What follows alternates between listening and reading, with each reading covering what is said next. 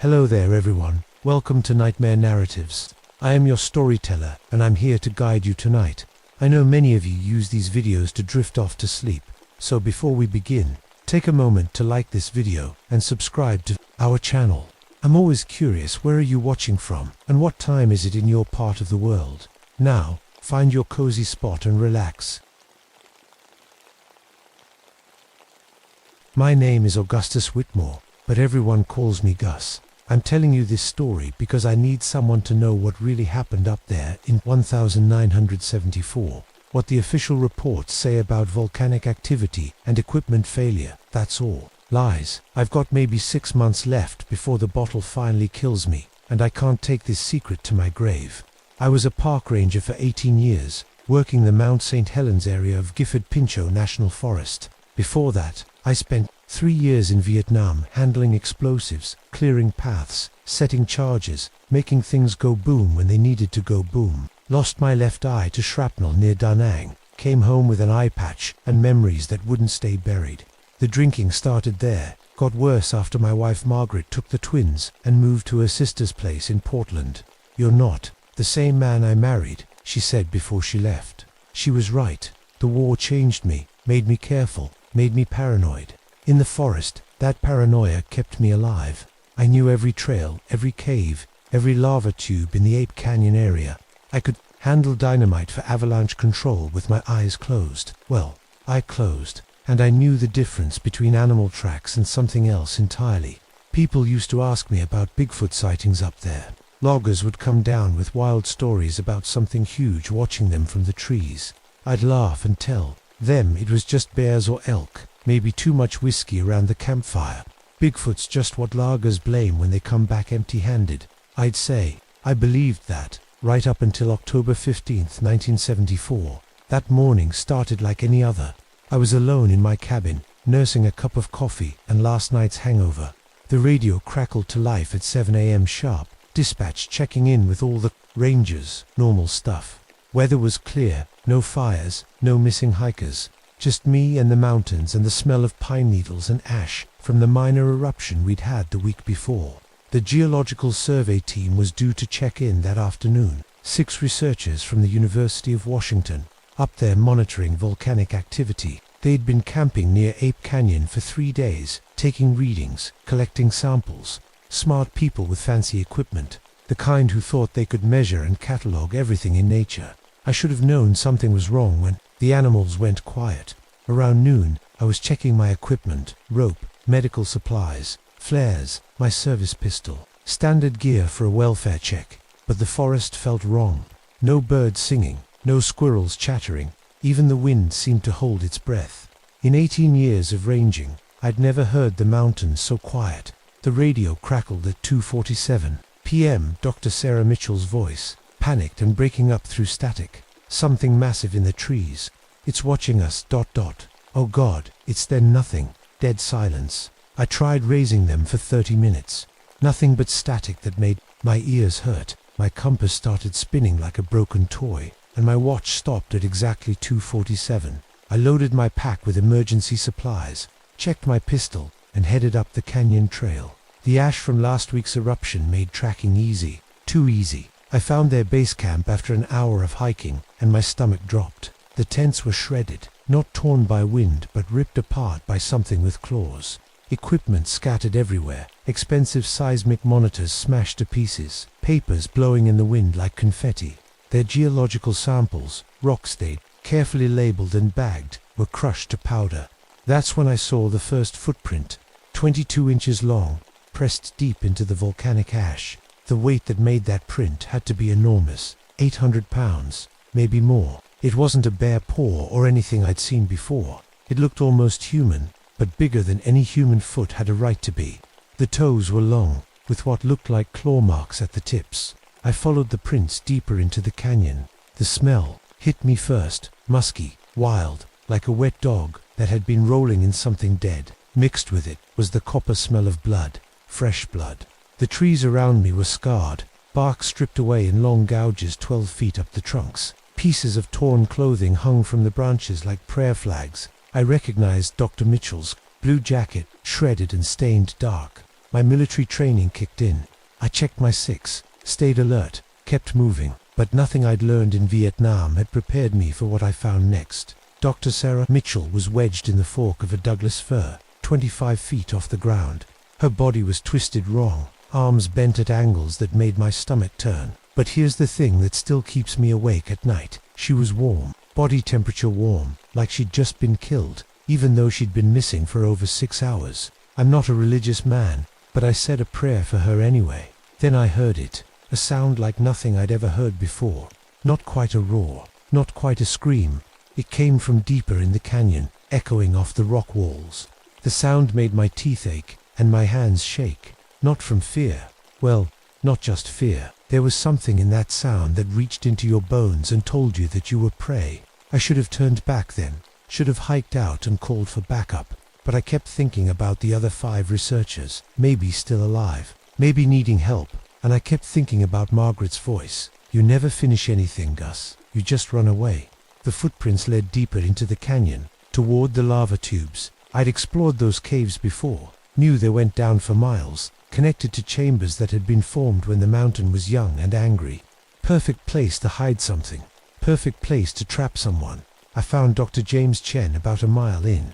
What was left of him? Anyway, his body had been torn in half, cleanly, like someone had grabbed his arms and legs and pulled. The 2 halves were hung from different trees, 20 feet apart. His entrails were strung between them like some kind of sick decoration. But it was the arrangement that made me understand. This wasn't random violence. This wasn't an animal killing for food or territory. The bodies were displayed, positioned where anyone following the trail would see them. Someone or something was sending a message. I heard branches breaking behind me and spun around, pistol drawn. Nothing there, but the footprints in the ash told a different story. Something huge had been following me, staying parallel to my path, always just out of sight. The prints were fresh, made while I was examining Chen's body. I was being hunted. My hands were shaking as I checked my pistol. 6 rounds, and I had to spare magazines, against something that could tear a man in half and hang him from trees like a Christmas ornament. The odds weren't good. That's when I heard the voice, Gus, clear as day, coming from somewhere to my left. Sarah Mitchell's voice, calling my name like she was still alive. Gus, help me. I knew it wasn't her. I'd seen her broken body in the tree, but the voice was perfect. Every inflection exactly right. Whatever was out there had heard her speak, had learned to copy her voice. Gus, I'm hurt. Please help me. The voice moved, coming from a different direction now. Then another voice. Joined it, Dr. Chen, whose body was hanging in pieces behind me. Ranger Whitmore, we need assistance. Professional.com, just like it sounded on the radio yesterday. I realized I was hyperventilating. The voices were coming from all around me now. 6 different people calling my name, begging for help.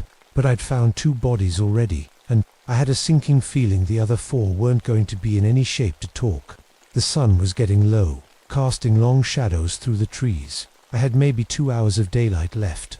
I could try to make it back to the trailhead, but that meant leaving the other researchers. I could push deeper into the canyon, but that meant following exactly where something wanted me to go. I chose wrong. The voices stopped as soon as I started moving toward the lava tubes. The forest went quiet again, that unnatural silence that made my skin crawl. But I could feel eyes on me, watching from the shadows between the trees. Every few minutes, I'd catch a glimpse of movement, something large and dark, always at the edge of my vision. I found the 3rd body near the entrance to the main lava tube. Mark Rodriguez, the graduate student, was still alive when I reached him. Barely. His legs were crushed, pinned under a boulder that had to weigh half a ton. Blood frothed from his mouth when he tried to speak. Ranger ... he whispered, grabbing my wrist with surprising strength. Don't go in there. What happened, son? What did this to you? His eyes were wide, pupils dilated with shock. It was ... It was playing with us, like a cat with mice. Killed them one by one, saved me for last. It wanted me to watch. What was it? Mark's grip tightened. It's not an animal, Ranger. It thinks. It plans. It knew we were coming. Before we even set up camp, he coughed, spraying blood on my jacket. It's been waiting. Waiting for what? But Mark was already gone, his hand going slack in mine. I closed his eyes and said another prayer, then looked up at the lava tube entrance. The opening was maybe 8 feet high, 4 feet wide, big enough for a man to walk through upright, big enough for something much larger. The smart thing would have been to turn back, but I could hear something moving in the darkness beyond the entrance, something breathing, and underneath that, very faint, I heard a human voice calling for help. Someone was still alive in there. I clicked on my flashlight and stepped into the cave. The lava tube stretched ahead of me like a throat, carved smooth by ancient fire. My flashlight beam barely penetrated the darkness, but I could see the tunnel branching off in several directions. The air was thick and humid, carrying that same musky smell, but stronger now. Mixed with it was the stench of decay and something else, something that reminded me of the tiger cages in Vietnam. The walls were covered in scratches, gouges torn into solid rock by something with claws like steel chisels. Some of the marks were fresh, others looked decades old. I was starting to understand that this thing, whatever it was, had been using these caves for a long time. My flashlight beam swept across the floor and caught something that made my blood freeze. Bones, human bones, scattered across the cave floor like broken toys, skulls with the tops cracked open, rib cages crushed flat, leg bones snapped in half and sucked clean. Some of the bones were yellow with age, others still had dried meat clinging to them. I'd walked into a feeding ground. The sound of my boots echoed in the tunnel, and I tried to step lighter. But echoes have a way of carrying in caves, and I knew that anything down here could hear me coming from a mile away. I followed the main tunnel, flashlight beam dancing across the walls, pistol ready in my other hand. That's when I heard the voices again. Gus. This time it was my wife Margaret's voice, coming from somewhere deeper in the cave. Gus, I'm sorry. I should never have left you. I knew it wasn't her. Margaret was safe in Portland with the twins, but the voice was perfect. Every word, exactly how she'd say it. The thing down here had been listening to me, learning from me, maybe for days, maybe for weeks. Daddy. Now it was my daughter's voices, Emma and Sarah, calling for their father. Daddy, we're scared. Please help us. I stopped walking. My hands were shaking so bad I could barely hold the flashlight. This thing knew about my family. It knew the exact words that would hurt me most.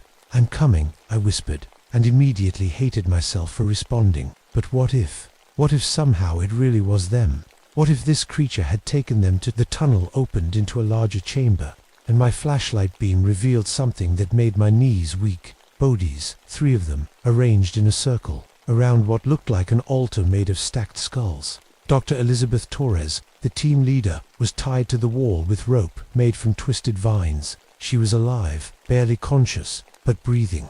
The other 2 were Dr. Kevin Walsh and Dr. Amanda Foster. They'd been positioned sitting up, backs against the cave wall, eyes open and staring. At first I thought they were alive too, but when I got closer I could see they were just ... empty. Something had hollowed them out from the inside, left them like empty shells. Torres, I called softly. Dr. Torres, can you hear me? She raised her head, and I saw her lips were cracked and bleeding. Ranger ... Whitmore. Yeah, it's me. I'm gonna get you out of here. No, she whispered. It's a trap. It's been keeping me alive, waiting for you to come. It knows you'll come for survivors. What is it? What's been doing this? Torres looked toward the back of the chamber, where my flashlight beam couldn't reach. It's old Ranger, older than the stories. It's been in these mountains since before the first settlers came. It's territorial, and we invaded its territory. I heard something moving in the darkness beyond my light. Something big, shifting, its weight from foot to foot, breathing. It's intelligent, Torres continued. It studies its prey. It watched us for days before it attacked. It knows our names, our voices, our fears. It's been listening to your radio calls, learning about you. That's when I understood. The thing had been planning this from the beginning. It had used the survey team as bait, knowing a ranger would come looking for them. It had arranged the bodies along the trail to lead me exactly where it wanted me to go. I was the real target. The team were just tools to get me here. The explosives, Torres whispered. We planted charges for the geological survey. The detonator, it's in my pack. I saw her backpack lying near the altar of skulls. If I could reach it, maybe I could bring down part of the cave, create a distraction. But first I had to get Torres free. I moved toward her, and that's when it stepped out of the shadows. 11 feet tall, covered in dark hair that looked almost black in the flashlight beam. Its face was wrong, too intelligent, too knowing, human, eyes in an animal's skull, watching me with something that might have been amusement. Old scars crisscrossed its body, evidence of fights it had survived. This wasn't just some animal. This was an apex predator that had been hunting humans for generations. It spoke to me in my own voice. "Hello, Gus," it said, and the words came out of its mouth, in my exact tone, my exact inflection. "I've been waiting for you." I raised my pistol and fired 3 shots center mass. The bullets hit it square in the chest, and it staggered back a step. Then it looked down at the bullet holes, looked back at me, and smiled. That's when I knew I was going to die. The creature moved faster than anything that big had a right to move. 1 second it was 15 feet away. The next it was right in front of me, batting my pistol away like a toy. Its claws raked across my chest, tearing through my jacket and shirt, leaving 4 parallel lines of fire across my ribs. I rolled away and came up running, but the creature was already moving again, appearing at the tunnel entrance like it had teleported there. It wasn't just fast, it seemed to be in multiple places at once, cutting off every escape route. "You can't leave yet, Gus," it said in Margaret's voice. "We haven't finished playing." I pulled out my emergency flare gun, the one I kept for signaling helicopters. The creature tilted its head, curious, and I fired the flare directly at its face. The magnesium burst filled the chamber with brilliant red light, and the creature screamed, clawing at its eyes. That gave me maybe 3 seconds. I dove for Torres's backpack, grabbed the detonator, and ran for the side tunnel. Behind me, the creature was thrashing around the chamber, roaring in pain and fury. The sound was so loud it made my ears ring. I could hear it coming after me as I ran through the narrow tunnel, following the sound of my boots on stone. But I knew these caves better than it did. I'd explored them for years, mapped them in my head. There was a secondary exit about a quarter-mile ahead, if I could reach it. The tunnel branched, and I took the left fork, then the right, then left again. The creature was behind me somewhere, but its roars were getting fainter. I was losing it in the maze of passages. Then I heard Torres screaming. I stopped running. The creature had gone back for her. It was killing her slowly, and her screams echoed through the cave system like some kind of torture. I could keep running, save myself, get out of the mountains, and never come back. Or I could do what I should have done in Vietnam, what I should have done with my family. I could finish something for once in my life. I turned around and headed back toward the main chamber. When I got back to the main chamber, Torres was still alive, but just barely. The creature had carved symbols into the cave walls around her, using her blood as paint. The symbols looked old, primitive, like something from before written language. It was marking its territory, claiming its kill. The creature was waiting for me, sitting on its altar of skulls like some kind of prehistoric king. It had healed faster than should have been possible. The bullet wounds in its chest were already closing, and its eyes showed no damage from the flare. "You came back," it said in my voice. "I knew you would. You're not like the others, Gus. You're a killer too." "What are you?" I asked, though I already knew the answer wouldn't make sense. "I'm what was here before you," it replied. "Before your cities, before your machines, before your gods. This is my land, and you are trespassers." It stood up, and I could see the full size of it, 11 feet tall, but broader than any human, with arms that hung down to its knees. Its fingers ended in claws that looked like they could punch through steel. This wasn't just some unknown animal. This was something that had been evolving to hunt humans for thousands of years.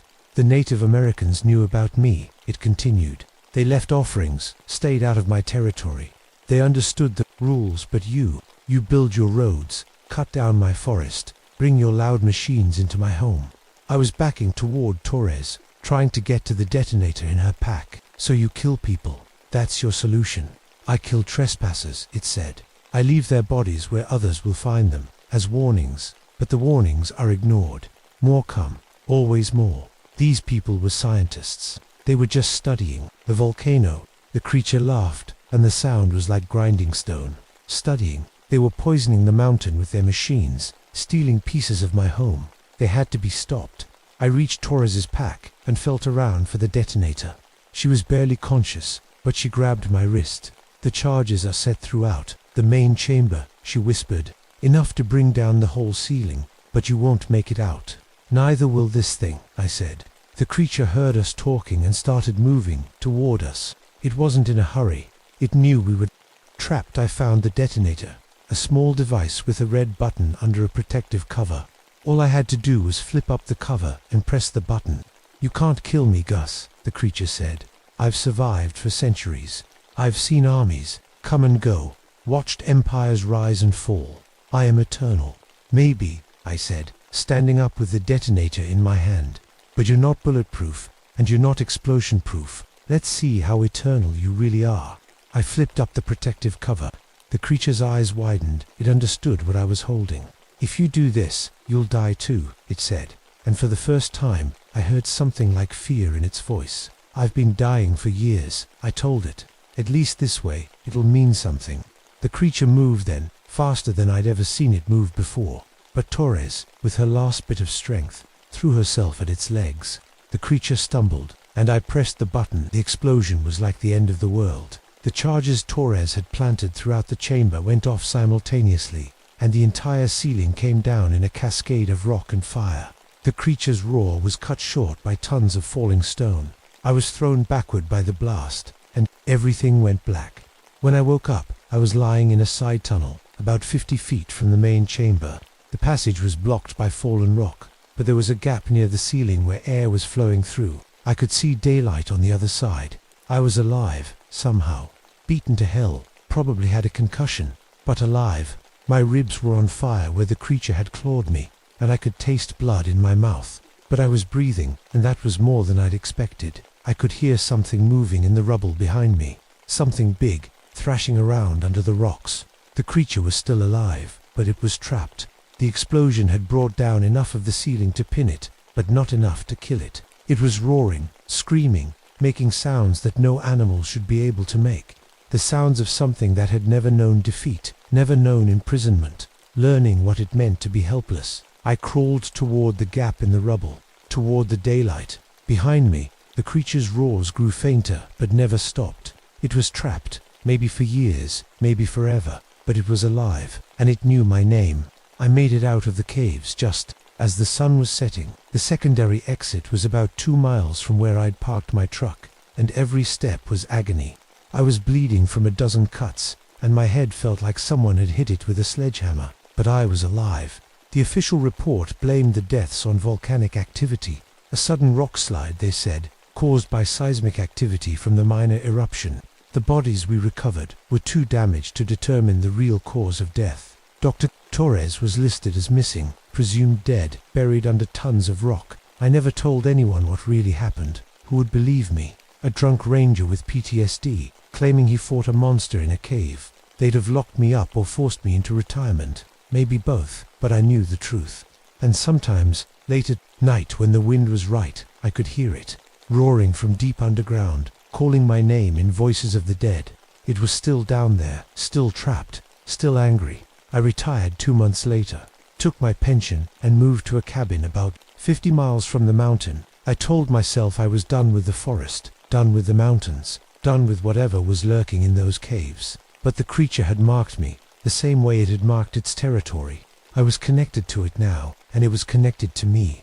The drinking got worse. I'd start every morning swearing I'd stay sober, and by noon I'd be reaching for the bottle.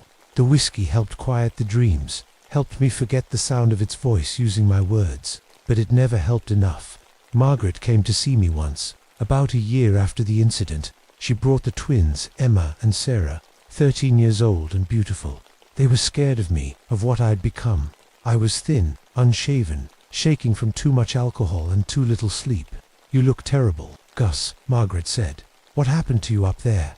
I wanted to tell her, wanted to explain why I jumped at every sound, why I kept all the lights on at night, why I couldn't sleep without the radio playing to drown out the silence. But how do you explain that you've seen the monster under the bed, and it knows your name? "Nothing," I said. "Just the job getting to me." She left that day, and I never saw her or the girls again. They moved to California, started a new life without the drunk ranger who used to be their father. I don't blame them. I'd have done the same thing. The creature is still down there. I know because people still go missing in the Ape Canyon area. Not often, maybe 1 or 2 a year. Hikers who wander off the trail, climbers who don't check in when they're supposed to. The Park Service blames it on the terrain, on people not being prepared for the wilderness. But I know better. The creature is still hunting, still protecting its territory. The rock slide didn't kill it, just slowed it down. It's learning new ways to move through the caves, new ways to reach the surface. And someday, maybe soon, it's going to get free. I've got maybe 6 months left before the liver gives out. The doctor says I should quit drinking, but we both know that's not going to happen. The whiskey is the only thing that keeps the nightmares at bay, the only thing that drowns out the sound of its voice calling my name. When I die, there won't be anyone left who knows the truth. The creature will have won, finally and completely. It will have outlasted everyone who stood against it, everyone who knew its secret. But maybe that's not such a bad thing. Maybe some secrets are meant to die with the people who carry them. Maybe the world is better off not knowing what's really out there in the deep forests, in the dark caves, in the places where humans were never meant to go. All I know is this: if you're ever hiking in the Mount St. Helens area, and you hear the forest go quiet, and you smell something musky and wild on the wind, you turn around and walk away. Don't investigate. Don't try to be brave. Just leave. Because some territories belong to things older and stronger than us, and some giants are better left sleeping. My name is Augustus Whitmore, and this is my confession. Do with it what you will. The whiskey is calling, and I'm tired of fighting.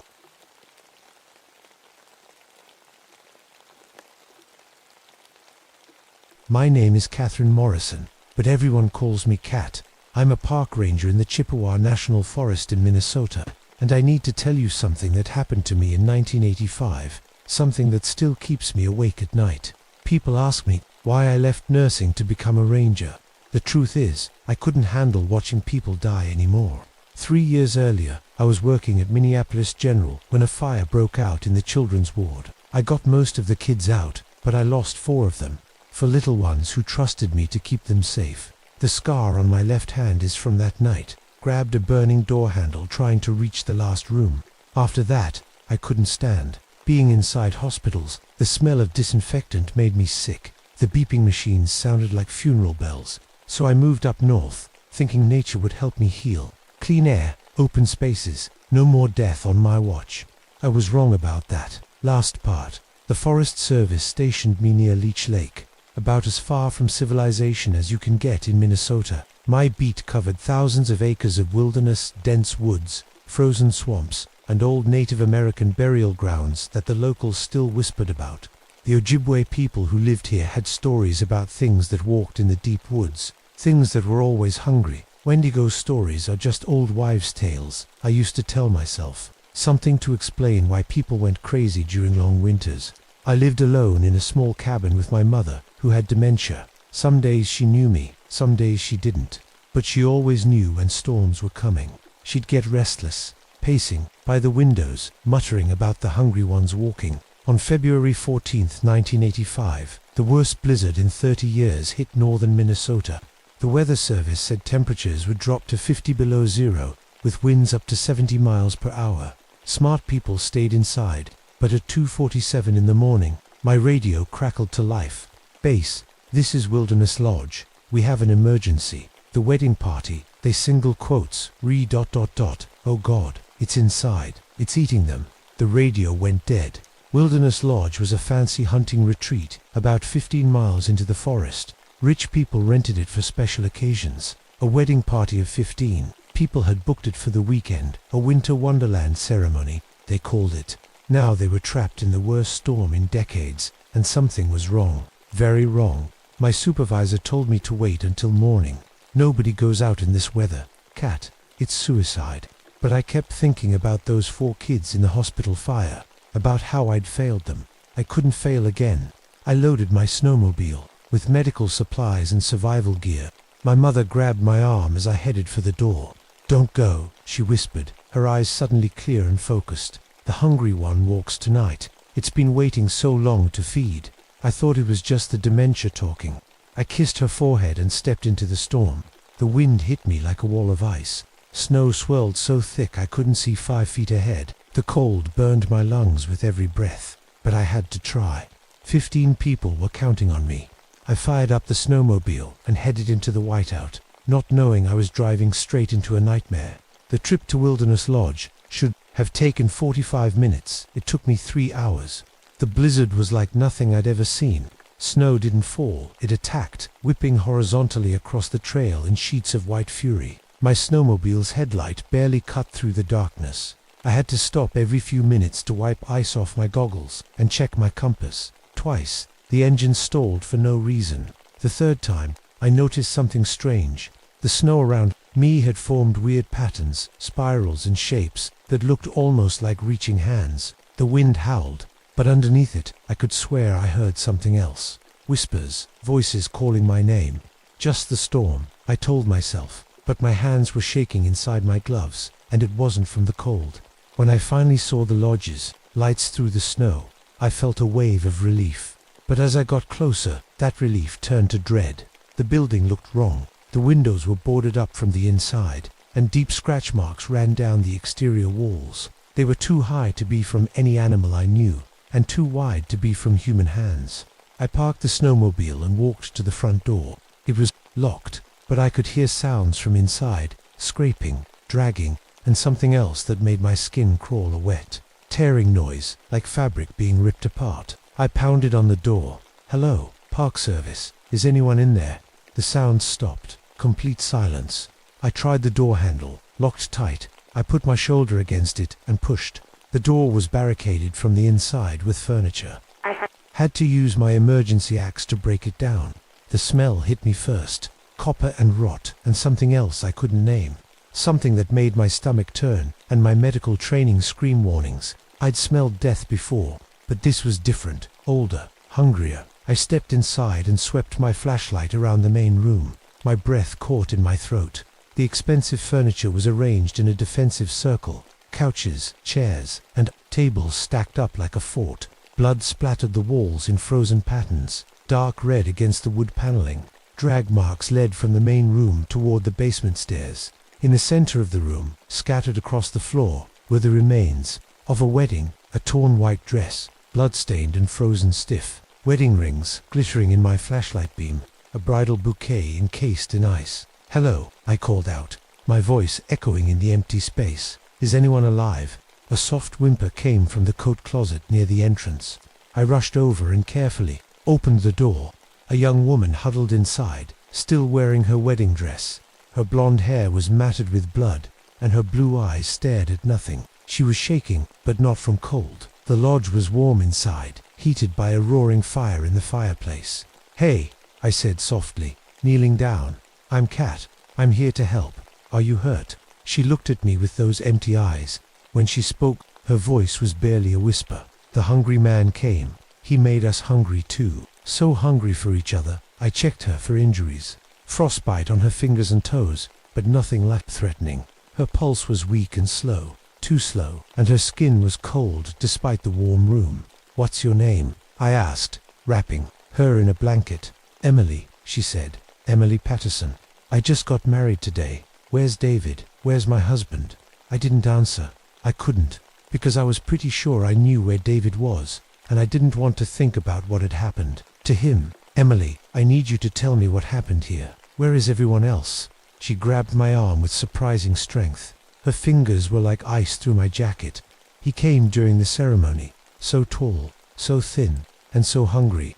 He said he'd been waiting in the cold for so long, and we looked so warm, so full." "Who came?" "Emily, the starving man. He touched us, and we got hungry too. Hungry for meat, hungry for each other." She smiled then, and I saw that her teeth were stained with blood. "Are you hungry, Kat? You look so warm." I backed away from her, my hand moving to the radio on my belt. But when I tried to call for backup, I got nothing but static. The storm was interfering with the signal. That's when I heard it. A sound from the basement. Footsteps, but not normal footsteps. Something heavy dragging across the floor. Emily's head snapped toward the sound. "He's awake," she whispered. "He's still hungry." The temperature in the room suddenly dropped. My breath came out in visible puffs. Frost began forming on the walls, and from the basement came a sound I'll never forget. A voice, but not human. Deep and hollow and ancient, speaking in a language I didn't recognize. But somehow, I understood what it was saying. It was describing how each of the wedding guests had tasted. I grabbed Emily's arm and pulled her toward the door. We're leaving now. But she dug in her heels, stronger than any hypothermia victim should be. We can't leave. He's not finished eating yet. The basement door creaked open.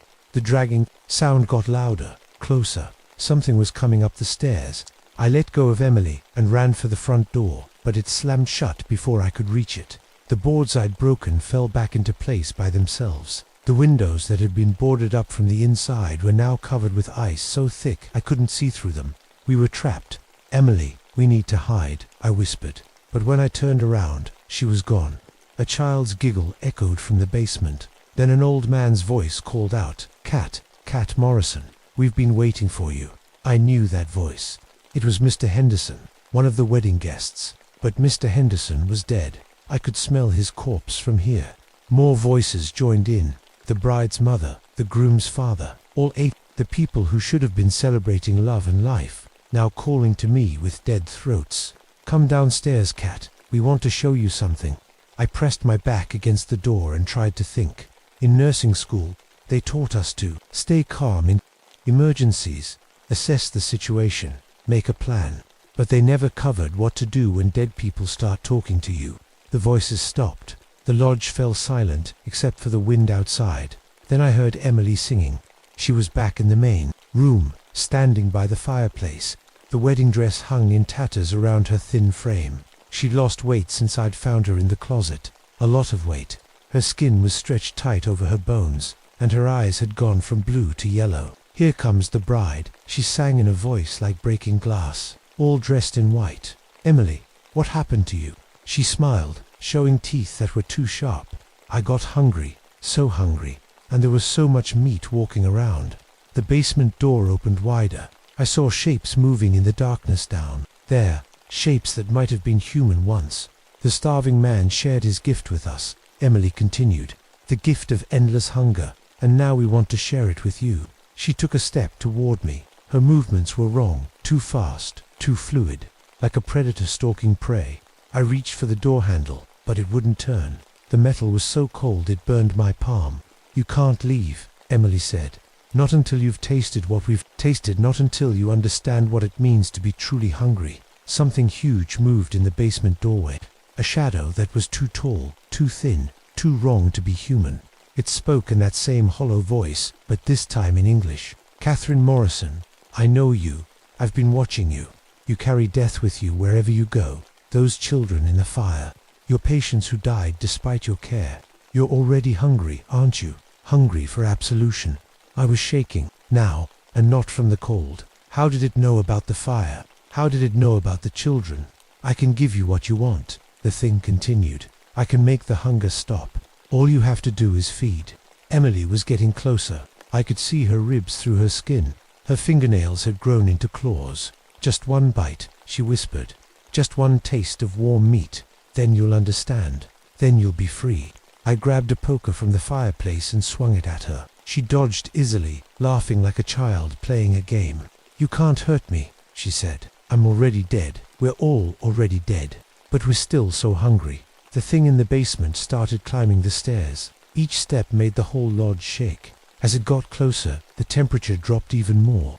Ice formed on the inside. Of the windows, my breath came out in clouds. I could see it now. 12 feet tall, impossibly thin, with skin like old leather stretched over bones. Its eyes were holes in its skull, and its mouth was full of teeth like broken glass. It was the most beautiful and terrible thing I'd ever seen. "Hello, Catherine," it said. "I've been so lonely, so hungry, for so long." Emily lunged at me with her claws, but I was ready. I'd had enough of being afraid. I'd had enough of people dying on my watch. I swung the poker like a baseball bat and caught her in the ribs. She flew across the room and hit the wall hard enough to crack the wood, but she got back up, still smiling. "You can't win," she said. "You can't fight the hunger forever. It's already inside you. I can smell it." And she was right. I could feel it growing in my stomach, an emptiness that had nothing to do with food, a craving for something I couldn't name. The tall thing reached the top of the stairs. When it stepped into the firelight, I saw what it really was. It had been human once, maybe centuries ago, but hunger had changed it into something else, something that fed on more than just flesh. "I am the wendigo," it said. I am the hunger that walks. I am the winter that never ends. And you, Catherine Morrison, are mine. The Wendigo's presence filled the room like smoke. Everywhere it looked, frost spread across the walls. The fire in the fireplace sputtered and died, plunging us into darkness except for the pale glow of its eyes. Look at me, it commanded, and I couldn't help but obey. In those hollow sockets, I saw the truth. This thing had been human once, a person who'd been trapped in winter, starving, driven to eat human flesh to survive. But the act had changed him, cursed him, made him into something that could never be satisfied, no matter how much it consumed. I was like you, it whispered. I tried to save people. I was a doctor in the logging camps 100 years ago. When the blizzard came, when the food ran out, I held on longer than the others. I watched them die one by one, and when I finally broke, it gestured at itself, with arms like tree branches. This is what mercy gets you. This is what caring gets you. Eternal hunger. Emily circled me like a wolf, her wedding dress trailing behind her. He's teaching us to let go, she said, to stop fighting the hunger, to embrace it. Where are the others? I asked. The rest of the wedding party. The Wendigo smiled, showing those broken glass teeth. They're safe. They're with me. They're part of me now. I understood then. The voices I'd heard, the shapes in the basement, they weren't separate people anymore. They were pieces of the creature, fragments of souls it had absorbed. And soon, it continued, you'll join them. You'll stop carrying that guilt. You'll stop trying to save everyone. You'll just ... feed. The hunger in my stomach was getting stronger. I found myself looking at Emily and thinking about how warm she'd be inside, how much protein was in human muscle, how good it would taste. I shook my head, trying to clear the thoughts. This was wrong. This was evil. But the hunger kept growing. Fight it all you want, the Wendigo said. But I can smell your guilt. I can taste your desperation. You've been hungry for forgiveness for years. I'm offering it to you. Emily moved closer. Just one bite, cat, one taste. Then all the pain stops. I was losing the battle. The hunger was too strong. My hand reached toward Emily's throat. Her skin looked so warm, so alive. But then I remembered something. In nursing school, they taught us about hypothermia, how the body shuts down to preserve core temperature, how victims sometimes feel warm right before they die. Emily wasn't warm. She was freezing, just like the Wendigo, just like everything the creature touched. You're not offering me food, I said. You're offering me death. The Wendigo's eyes flared. They're the same thing. Food is death. Death is food. The cycle never ends. Maybe not, I said, but I'm not going to be part of it. I reached into my medical bag and pulled out a flare. Emergency signal, bright as the sun. I cracked it and threw it at the Wendigo. The creature screamed and stumbled backward. Its flesh started smoking. Where the light hit it, Emily shrieked and covered her eyes. Fire, I whispered. You hate fire. I ran to the kitchen and found the propane tank for the stove. The lodge had a whole setup for cooking, industrial-grade equipment with plenty of fuel. I grabbed a pot, filled it with cooking oil, and lit it on fire. The Wendigo was recovering from the flare, but I could see fear in its hollow eyes. You can't destroy me, it said. I am eternal. I am winter itself. Maybe, I said, advancing, with the burning oil, but you're still afraid of fire, and that tells me you can die. Emily tried to stop me, but I threw the oil at her. She went up like a candle, screaming as the flames ate through her wedding dress. The sound was horrible, but when she burned, something else burned with her, something dark and hungry that had been wrapped around her soul. For just a moment, her eyes turned blue again. Thank you, she whispered. Then she was gone. The Wendigo roared and charged at me. I dove aside and grabbed another pot of oil. The creature was fast, but the fire made it clumsy. It kept backing away from the flames, hissing like a snake. You don't understand, it said. I'm saving you. I'm saving everyone. The hunger is all there is. The hunger is truth. No, I said. Love is truth. Sacrifice is truth. You're just a parasite that feeds on pain. I threw the second pot of oil at it. The Wendigo caught fire like dry wood. It screamed and thrashed, but the flames spread quickly. As it burned, I could see shapes moving inside it, the souls of everyone it had consumed, finally free. They looked at me with grateful eyes before they faded away. David, the groom, Emily's parents, the wedding guests, all of them at peace. At last, the Wendigo kept burning. but it wasn't dying fast enough. The fire was spreading to the lodge itself. I had to get out. I ran to the front door and put my shoulder against it. The ice was melting from the heat, and the boards fell away. I burst outside into the blizzard. Behind me, Wilderness Lodge went up in flames. The Wendigo's death scream echoed across the forest, so loud it started an avalanche that buried the back half of the building. I made it to my snowmobile and got it started. As I drove away, I looked back once. The fire was visible even through the snow, a pillar of light in the darkness, but I could still feel the hunger inside me, growing, waiting. The official report said, carbon monoxide poisoning killed the wedding party. Faulty heating system, poor ventilation, tragic accident. The lodge burned down due to an electrical fire. During the storm, no survivors. I didn't argue. Who would believe the truth? But I knew what really happened, and I knew it wasn't over. The hunger the Wendigo had planted in me didn't go away. It grew stronger every day. I stopped eating meat, terrified of what I might crave next. I lost weight, lost sleep, lost pieces of myself. I couldn't stay in Minnesota. Every time I looked at the forest, I saw hollow eyes watching me from the shadows. Every time the temperature dropped, I felt that ancient hunger stirring. So I transferred to Arizona. Desert duty, no snow, no winter, no frozen forests where things that should be dead could walk and hunt. But sometimes, on cold nights, I still hear it calling. The Wendigo's voice carried on the wind, promising me peace if I just give in to the hunger.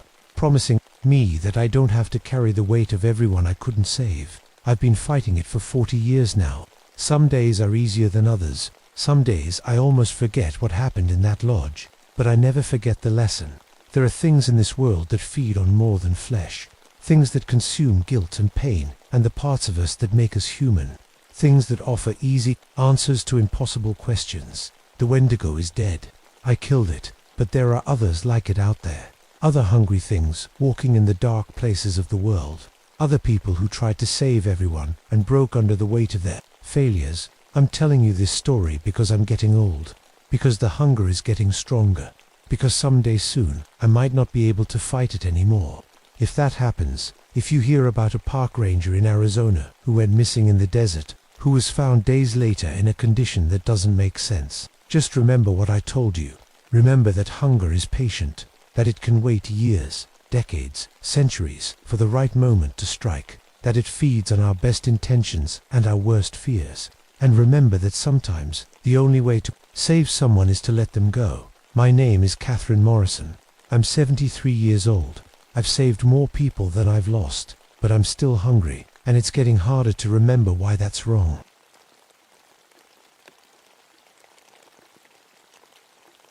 My name is Robert Castellano, but everyone calls me Bobby. I've been a park ranger for 6 years now, working the Chequamegon National Forest in Wisconsin.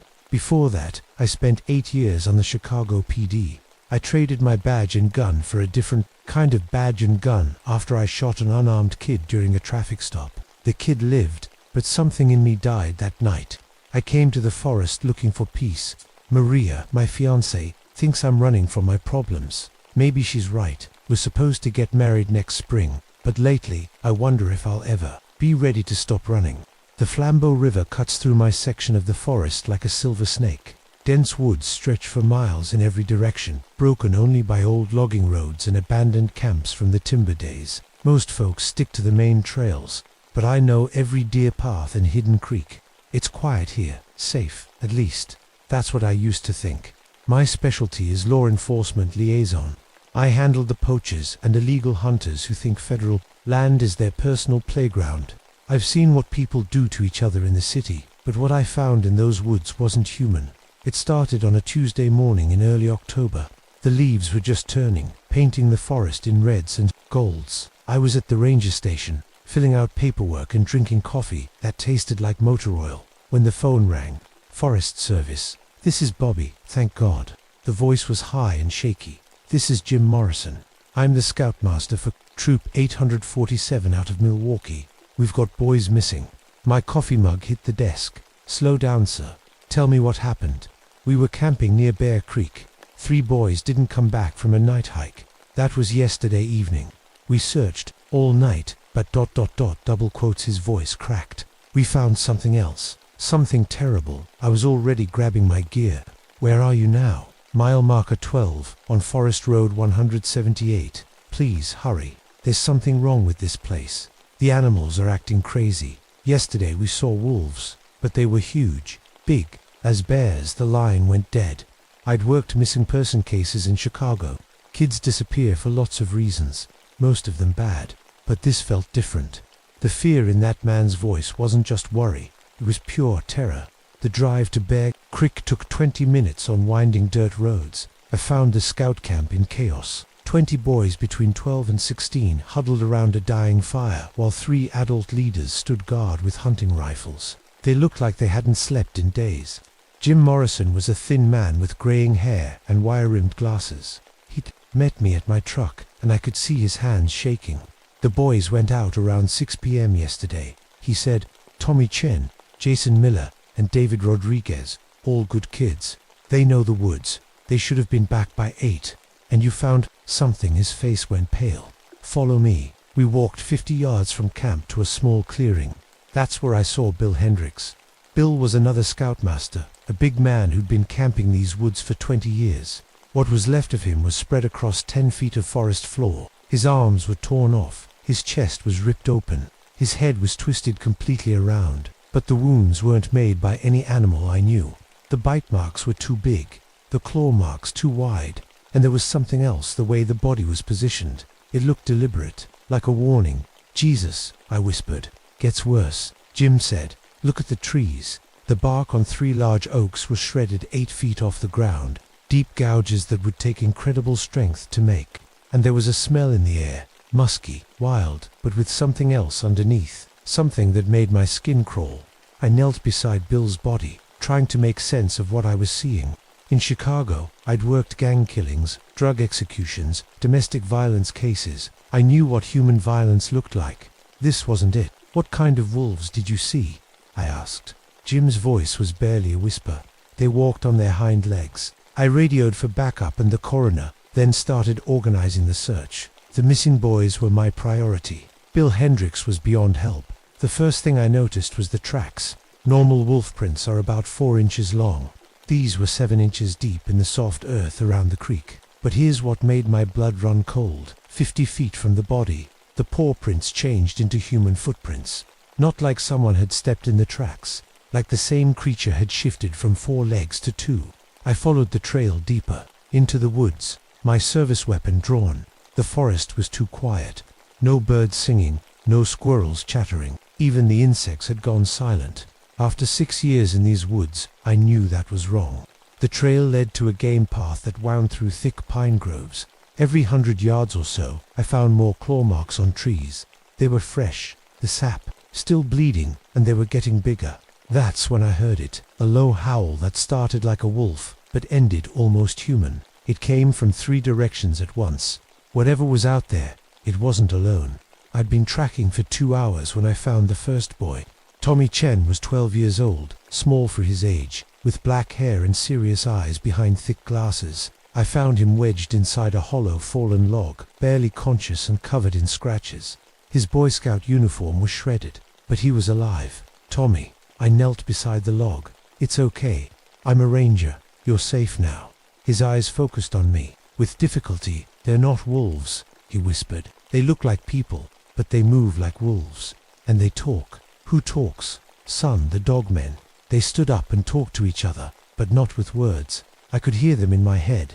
I lifted him out of the log as gently as I could. He was dehydrated and in shock, but not seriously injured.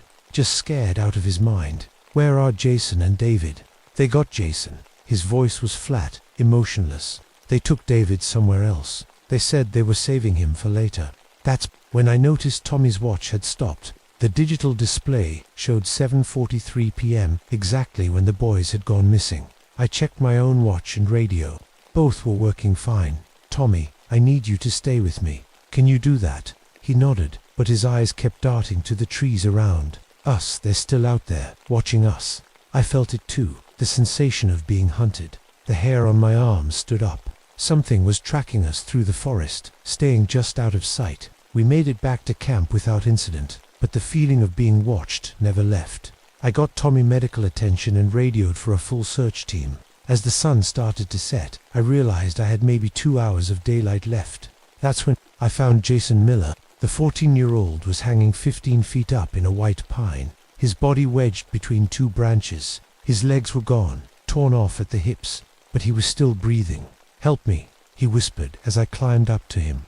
"Please don't let them come back." I got him down and tried to stop the bleeding, but we both knew it was too late. He was dying, and he knew it.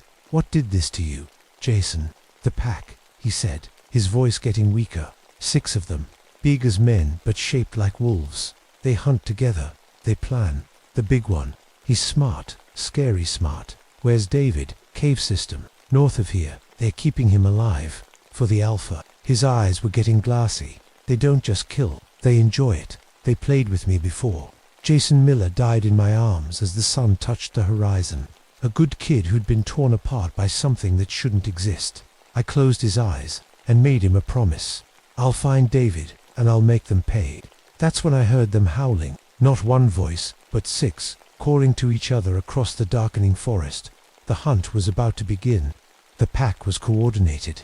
As darkness fell, they moved like a military unit, communicating through howls and some kind of telepathic link that Tommy had described. I could hear them circling the camp, staying just beyond the firelight. I'd radioed for backup, but the nearest units were 3 hours away. It was just me, 3 terrified adults, and 20 scared kids between the pack and whatever they wanted. The first attack came at midnight. I was checking the perimeter when I heard screaming from the camp. Something had grabbed 16-year-old Marcus Webb and dragged him into the tree line. By the time I got there, all I found was his torn jacket and blood on the pine needles. "They're testing us," I told Jim Morrison, "seeing how we react." "Testing us for what?" "To see if we're worth hunting." The pack was smart. They cut our generator line, killing our electric lights. They threw rocks at our vehicles, shattering windows and headlights. They made noise all around us, keeping everyone awake and on edge. But they didn't attack again. Not yet. I used my police training to analyze what I was seeing. The pack had a clear hierarchy, with one alpha male calling the shots. They were territorial, marking trees and leaving scent trails, and they were patient hunters, willing to wait for the perfect moment to strike. At 3 a.m., I found Marcus Webb's body. They'd hung him upside down from a tree branch, his throat torn out. But that wasn't the worst part. They'd arranged his body to face our camp, like he was, watching us, like a warning. That's when I understood. This wasn't random predation. It was personal. The pack had chosen us as their prey, and they were going to take their time. I sent out a patrol at first light with 2 of the adult leaders. We found David Rodriguez's trail leading north toward the limestone caves that honeycombed the area.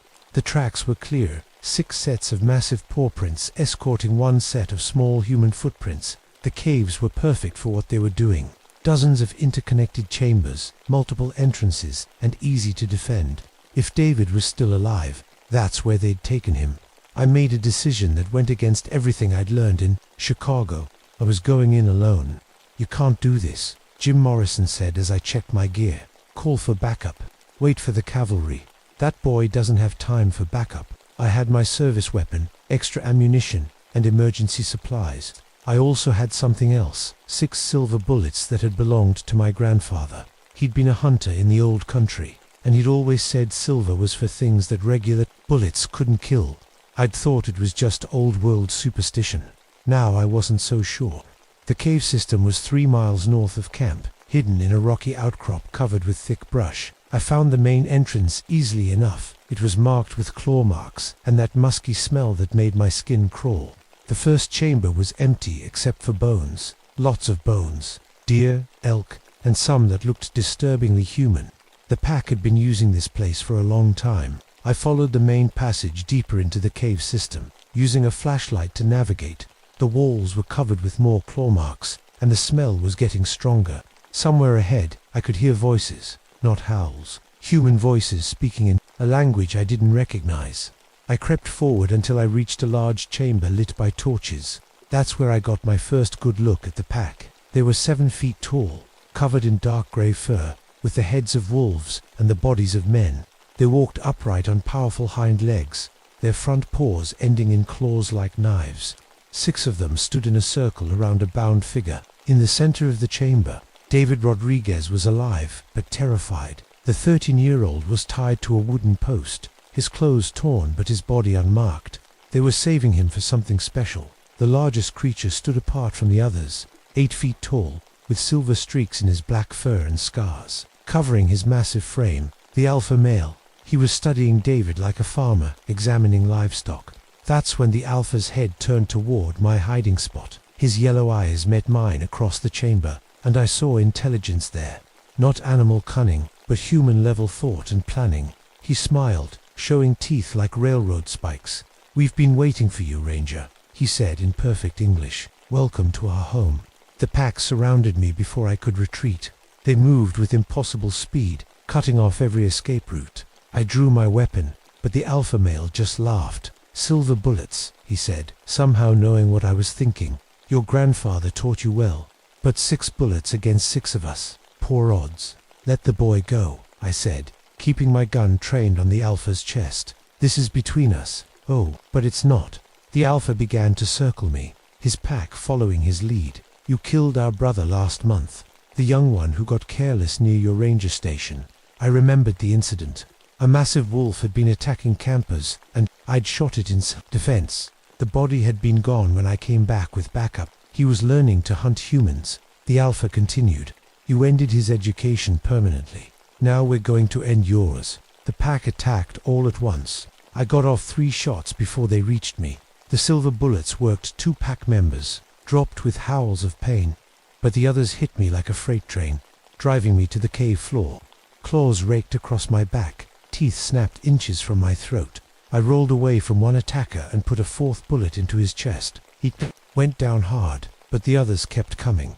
The alpha male grabbed me by the throat and lifted me off the ground. His grip was like a steel vice. "You taste like fear," he said, his breath hot against my face. "I'm going to enjoy this."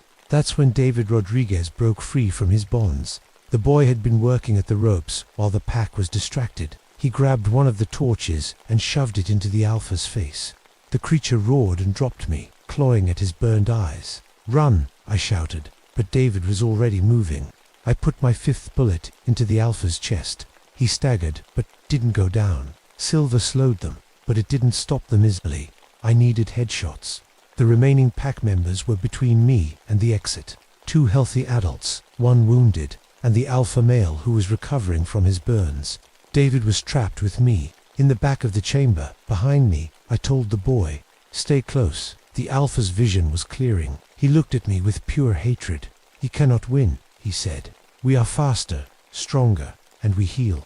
You are just a frightened human with 1 bullet left." He was right about the 1 bullet, but he was wrong about me being frightened. I'd been afraid in Chicago when I shot that unarmed kid. I'd been afraid every day since, wondering if I'd hesitate at the wrong moment. But looking at David Rodriguez, a 13-year-old boy who'd shown more courage than most adults, I realized something. I wasn't afraid anymore. The pack charged as one. I waited until the alpha was 3 feet away, then put my last silver bullet right between his eyes. The effect was immediate. The alpha's skull exploded, and he dropped like a stone. The rest of the pack stopped mid-charge, howling in grief and rage. Without their leader, they were just animals. Dangerous animals, but animals nonetheless. I grabbed David's hand and ran for the exit. The pack followed, but they were confused and uncoordinated. We made it to the main passage before they organized themselves enough to give chase. "Can you run?" I asked David. "Yes, sir." "Then let's go home." We ran through the forest as the sun came up, the surviving pack members howling behind us. But without their alpha, they'd lost their purpose. They were already dispersing, heading deeper into the wilderness. By the time we reached the camp, it was over. The official report blamed the deaths on a bear attack. The Wisconsin Department of Natural Resources backed up my story, and the families of the victims were compensated. The boys who survived were given counseling and told to never speak about what they'd really seen. David Rodriguez spent 3 months in therapy before he could sleep through the night. Tommy Chen's family moved to California. The other scouts were transferred to different troops. Everyone involved agreed to never discuss the incident. I was offered a commendation for heroism. I turned it down. The pack was broken, but I knew they were still out there. Over the next few months, I monitored reports of unusual animal attacks across the Great Lakes region. The pattern was always the same: coordinated hunts, impossible bite marks, and witnesses who described wolves that walked like men. My engagement to Maria ended 6 months later. I couldn't tell her why I'd changed, and she couldn't understand why I'd become afraid of dogs. Any dogs, even puppies, made me break out in a cold sweat. I requested a transfer to desk duty and spent my days filing reports and answering phones. At night, I researched folklore and mythology, trying to understand what I'd encountered. The old European stories were surprisingly consistent: werewolves, shapeshifters, the children of wolves and men. My grandfather's silver bullets had worked, but silver was rare and expensive. I started carrying a silver-plated knife instead, just in case. 3 years later, I got a call from a ranger in Michigan's Upper Peninsula. 3 hunters had gone missing near Pictured Rocks National Lakeshore. The only survivor was babbling about dogmen and wolves that talked. I told him I'd be right there. The pack was broken, but the bloodline survived. Somewhere in the deep woods, they were still hunting, still learning, still growing stronger, and I was still the only one who knew they were real. My name is Bobby Castellano, and I've seen what people do to each other in the city. But what I found in those woods wasn't human. It was something older, something hungrier, and something that will never stop hunting. The alpha is dead, but the pack endures, and so do I.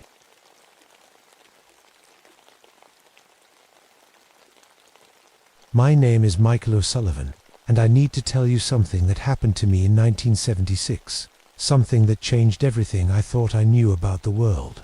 People call me Mick.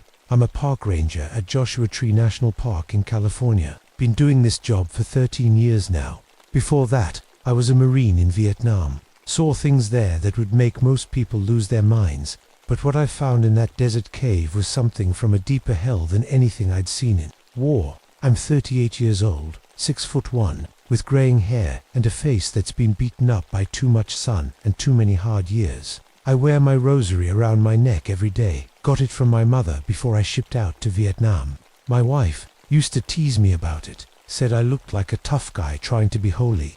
She died in a car accident 5 years ago, left me raising our daughter Jenny all alone. She's 8 now, smart as a whip, and the only good thing left in my life.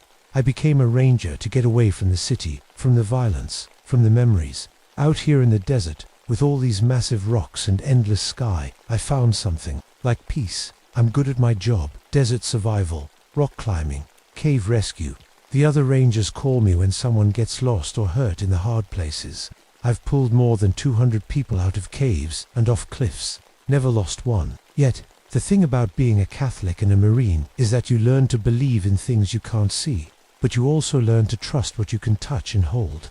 I believed in God, sure, but demons, that was just old world superstition. Something my grandmother used to scare me with when I was acting up as a kid. A Marine doesn't worry about monsters in the dark. We worry about the enemy you can shoot. I should have listened to my grandmother. It started on a Tuesday morning in October. The desert was still hot, but not the killer heat of summer. I was drinking coffee in the ranger station when the call came in.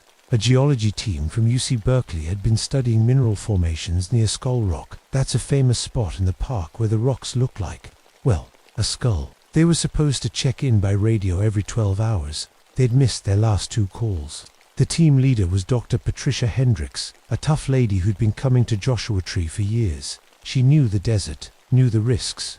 If she wasn't answering her radio, something was wrong. I loaded up my truck with water, medical supplies, and climbing gear.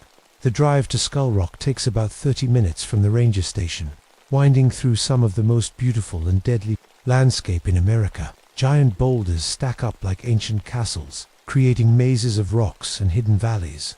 It's easy to get lost, easy to get hurt, easy to die if you don't know what you're doing. But as I drove that morning, something felt different. The desert animals were acting strange. I saw 3 separate groups of coyotes heading away from Skull Rock, moving fast like they were running from something. Birds were flying in the wrong direction too, away from their normal feeding grounds. In 13 years of working this desert, I'd never seen anything like it. The air felt heavy, like before a thunderstorm, except there wasn't a cloud in the sky. My truck's radio started crackling with static the closer I got to Skull Rock. By the time I reached the geology team's camp, the radio was nothing but noise. That should have been my first warning to turn around and call for backup. But I was a Marine, and Marines don't run from static on the radio. The geology team's camp was a disaster. 3 tents collapsed, equipment scattered everywhere, papers blowing around in the wind. But there was no wind that day. The air was still as death. I called out for Dr. Hendricks, for anyone, but got no answer. Just my own voice echoing off the rocks. I walked through the camp, trying to figure out what happened. It looked like they'd left in a hurry, or maybe something had torn through the place. But there were no tire tracks, no footprints, nothing to show where they'd gone. Their research notes were scattered around the campfire, but something was wrong with them. The papers were burned around the edges, like they'd been too close to intense heat. But the fire pit was cold, had been cold for hours. I picked up one. Of the papers, it was a geological survey of the cave system behind Skull Rock. Someone had drawn circles around several cave entrances, with notes about unusual heat signatures and electromagnetic anomalies. The temperature was all wrong too. My truck's thermometer read 95 degrees, normal for October, but the ground near the camp was too hot to touch. I could feel the heat through my boots. When I knelt down and put my hand near the dirt, it was like holding it over a stove burner. I followed the scattered equipment toward the rock formations. The geology team had been studying a series of caves that went deep into the hillside. I'd been in those caves before, on rescue missions. They were just normal desert caves, nothing special about them. But now they felt different, wrong. The smell hit me first, sulfur like rotten eggs, but stronger. It was coming from inside the caves, thick and choking. I'd smelled sulfur before in Vietnam, from explosives and chemical weapons. This was different. This was old sulfur, like it had been cooking in the earth for thousands of years. My flashlight started flickering as I got closer to the cave entrance. The battery was fresh, but the light kept getting dimmer. My compass was spinning like a top. Couldn't find north. Even my watch had stopped working. That's when I found Dr. Hendricks. She was lying just inside the cave entrance, maybe 20 feet from daylight. At first, I thought she was just unconscious, maybe overcome by gas from the caves. I called her name, ran to her, started checking for a pulse. She was dead, had been dead for hours. But here's the thing that still gives me nightmares. She looked fine from the outside. No cuts, no broken bones, no sign of injury. Her clothes weren't even torn. But when I tried to move her, she was burning hot. Not fever hot, hot like she'd been cooked from the inside out. I've seen a lot of dead bodies in my time. War, accidents, people who got lost in the desert, but I'd never seen anything like this. It was like someone had turned on a fire inside her and burned her up, from within, leaving the outside untouched. I should have run then, should have gotten back to my truck and called for help. But I was a Marine, and Marines don't leave people behind. There were 3 other people on that geology team, and I had to find them. I went deeper into the cave. The sulfur smell got stronger with every step. The walls were hot to the touch, and my flashlight kept getting dimmer. I was following a trail of disturbed dirt and small rocks, like someone had been dragged deeper into the cave system. The trail led down a narrow passage that opened into a bigger chamber. That's where I found the second body. Dr. James Park was hanging in the air, about 5 feet off the ground, like he was suspended by invisible wires. His arms were spread wide, his head thrown back, and he was completely white, not pale white, like every drop of blood had been drained from his body. But there was no blood on the ground, no wounds on his body, just a man hanging in the air, white as paper, in a cave where no one could possibly hang anything. I stood there, staring at him, trying to make sense of what I was seeing. The laws of physics said he should fall. Gravity said he should drop to the cave floor. But he just hung there, swaying slightly, like he was underwater. That's when I heard the voice. Marine. It came from deeper in the cave, echoing off the walls. A man's voice, but wrong somehow. Too deep, too hollow, like it was coming from the bottom of a well. We've been waiting for you, Marine. I pulled out my service revolver, a .38 special I'd carried since Vietnam. My hands were shaking, and I hated myself for it. Marines don't shake. Who's there? I called out. Show yourself. The laughter that came back made my blood freeze. It wasn't human laughter. It was the sound of something that had forgotten how to be human but remembered how to hate. Come deeper, Marine. Come see what we've prepared for you. I should have run. Every instinct I had was screaming at me to get out of that cave, to get back to the sunlight and the normal world. But I'm stubborn, and I'm a Marine, and there was still one more person missing from the geology team. Lisa Zhang was a graduate student, 22 years old, working on her master's degree. She had her whole life ahead of her. I couldn't leave her in that cave with whatever was making that horrible laughter. I moved deeper into the cave system, following the sound of that voice. My flashlight was barely working now, throwing just enough light to see a few feet ahead.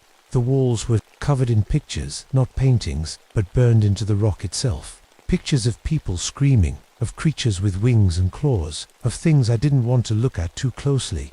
These weren't the normal Native American petroglyphs you see in desert caves. These were new, fresh, like they'd been burned into the rock recently, and they were moving. I swear to God, they were moving. The figures in the pictures writhed and twisted when I wasn't looking directly at them. The passage opened into a huge chamber, bigger than any cave I'd ever seen in Joshua Tree. The ceiling disappeared into darkness above me, and the floor was covered in a layer of ash that felt warm under my feet. In the center of the chamber was a crack in the wall, about 6 feet tall and maybe 3 feet wide. Light was coming from the crack, not normal light, but red light, like looking into a furnace. Lisa Zhang was sitting in front of the crack, her back to me. She was alive, thank God, but something was wrong with the way she was sitting. Too still, too straight, like a statue. Lisa, I called out. Are you okay? She turned around, and I saw her face. It was Lisa, but it wasn't Lisa. Her eyes were completely black, no white showing at all. When she smiled, her teeth were too sharp, too many of them, and when she spoke, it wasn't her voice. Hello, Marine. We've been waiting for you. That's when I realized what was happening. The thing that had been calling to me wasn't a person. It was inside Lisa, wearing her like a suit of clothes. We are the guardians of the portal, she said in that voice that wasn't hers. We have been waiting so long for it to open fully, so long for our brothers to join us in your world. I raised my gun, but I couldn't shoot. It was still Lisa's face, still her body. Whatever was inside her, she might still be in there somewhere. Let her go, I said. Take me instead. The thing wearing Lisa's face laughed, and the sound echoed through the chamber like breaking glass. Oh, Marine, you still don't understand. We don't want to trade. We want to collect. All of you. Your world is so much warmer than ours, so much more alive. We've been trapped in the cold dark for centuries, but now the portal is strong enough. Now we can come through. Behind Lisa, the crack in the wall was getting bigger. The red light was getting brighter, and I could see shapes moving on the other side, shadows that looked like people but moved all wrong. Your friends, the rock diggers, made it possible, the thing said. All their drilling and measuring and taking samples, they weakened the walls between worlds, made it easier for us to push through. I could feel my rosary burning against my chest. Not painful burning, but warm, like it was trying to tell me something. I remembered what my grandmother used to say about evil things being afraid of holy objects. It seemed crazy, but everything about this was crazy. I pulled out my rosary with my free hand, held it up like a shield.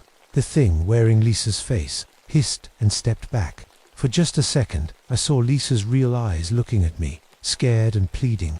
Help me, she whispered in her own voice. It's been inside me for hours. I can't fight it much longer. Then the black eyes came back, and the thing was in control again.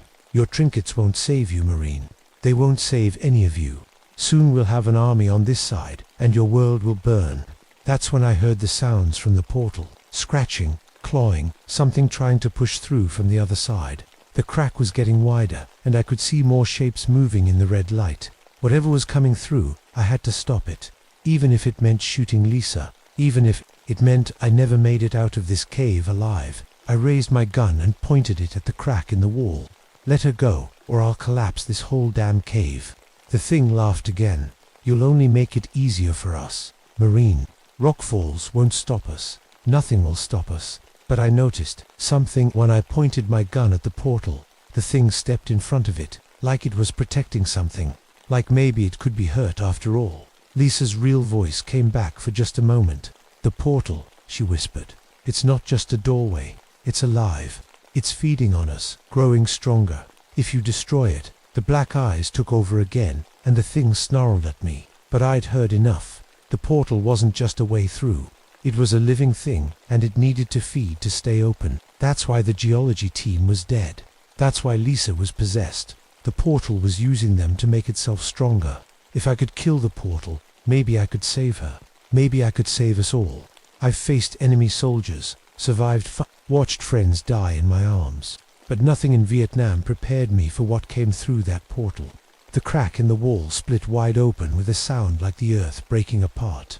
The red light blazed out, so bright I had to shield my eyes, and through the light came things that had once been human but weren't anymore.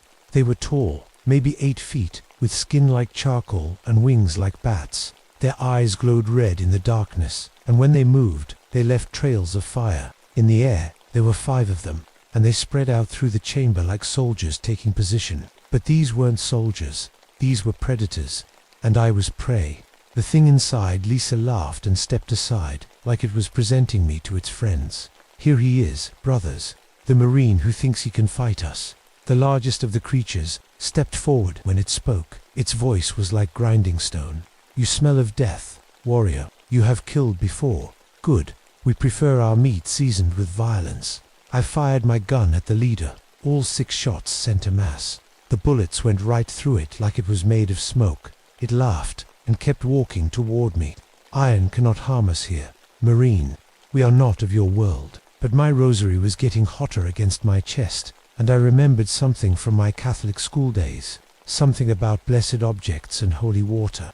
I reached into my pocket and pulled out a small bottle of holy water I'd been carrying. Since my wife's funeral, I'd never used it, never really believed in it, but my grandmother had given it to me and said it would protect me from evil. I splashed the holy water on the nearest creature. It screamed and stumbled backward, smoke rising from its skin where the water had touched.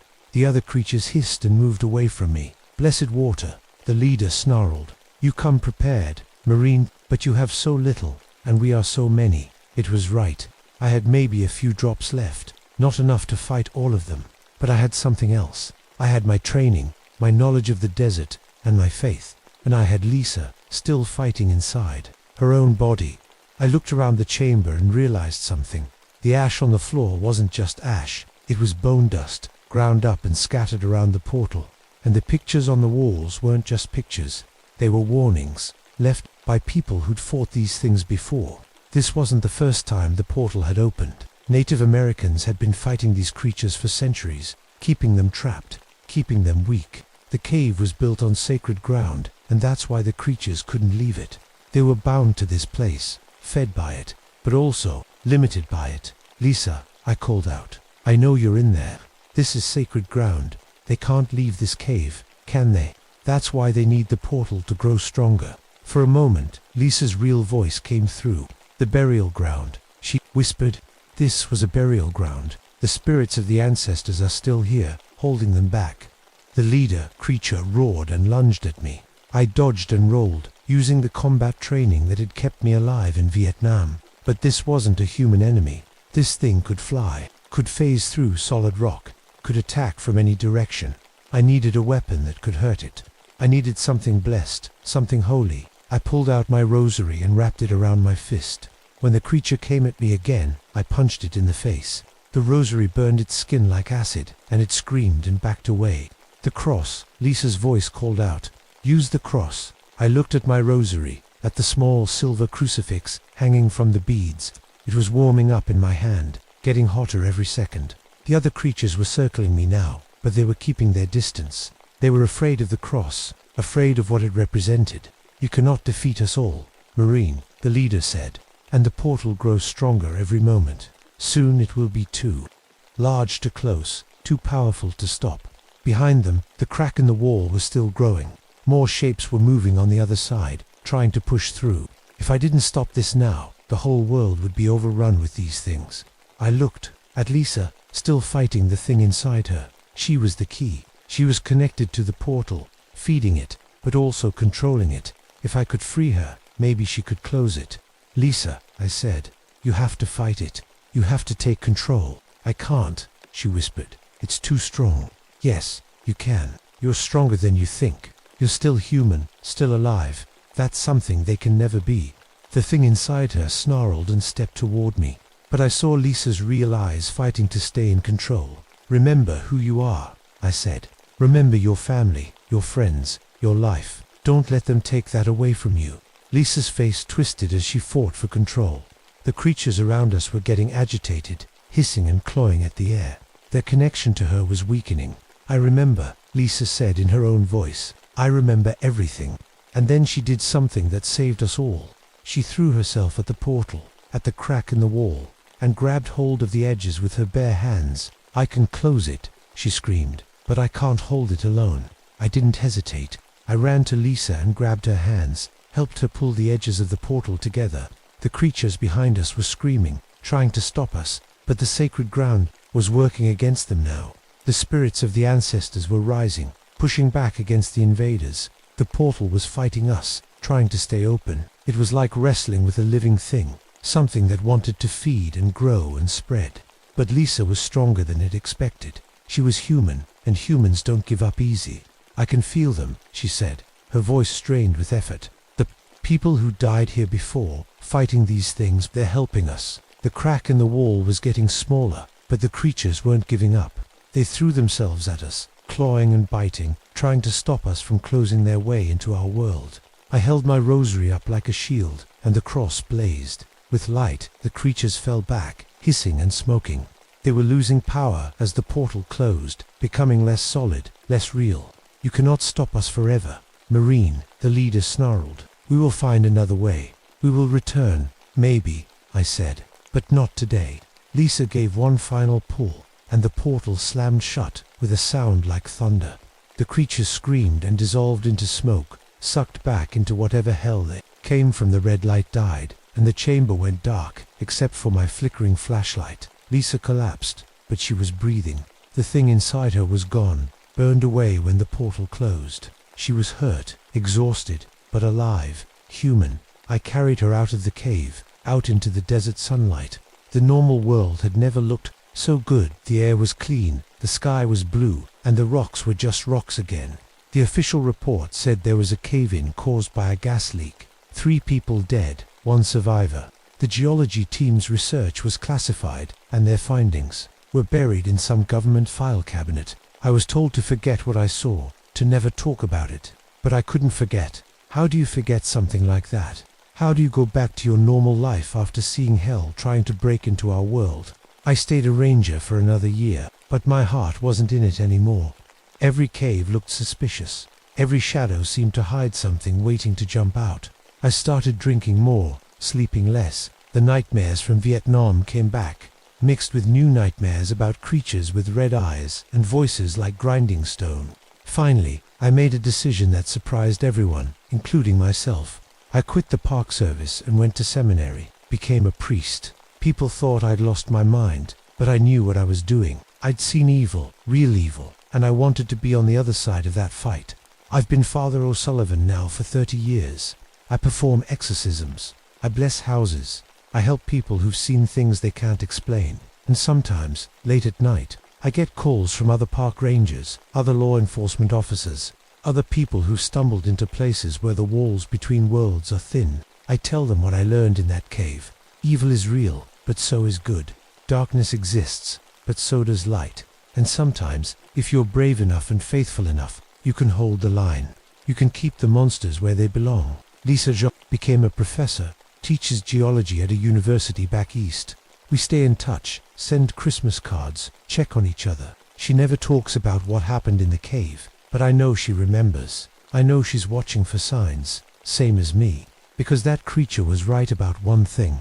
They will find another way. They will return.